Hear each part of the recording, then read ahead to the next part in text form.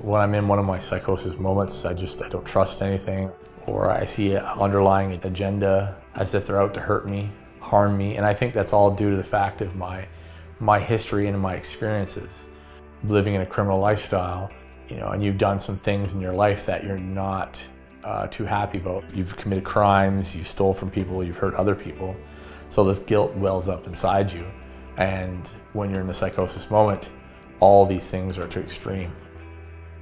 It would just be moments where I get really upset with myself, get upset with the world, get upset with God because of the situations I was in.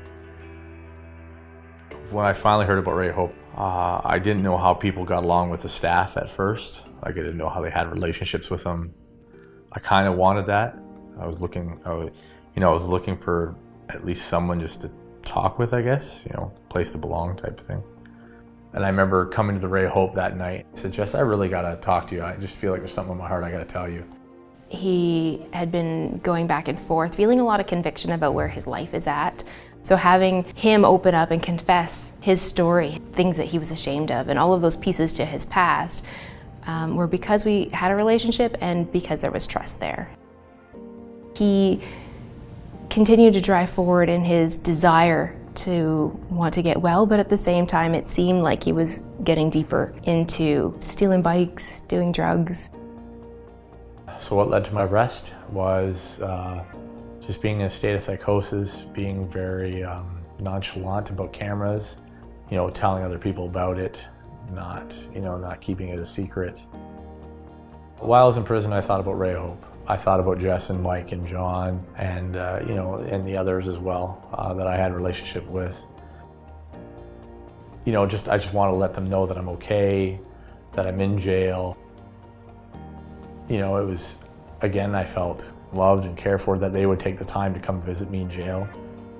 Towards the end of his release that we started to talk about him going into another addictions program coming out of OCI. Teen Challenge is a one-year faith-based residential program for people struggling with addictions. Initially, when they mentioned a year, I wasn't really on board. I had a really good talk with one of the people at the jails, and she just really said, Derek, it's time to move forward in your life. You don't want to keep moving back, and went to Teen Challenge right after.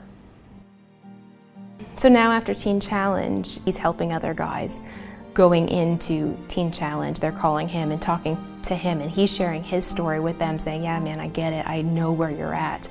I've been there. I've done that.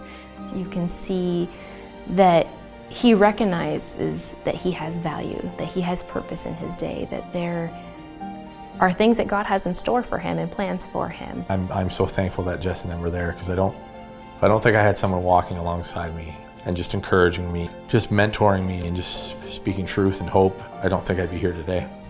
There's always hope. It doesn't matter how down and out people are, there's always the opportunity for a future. They named it perfectly, Ray Hope.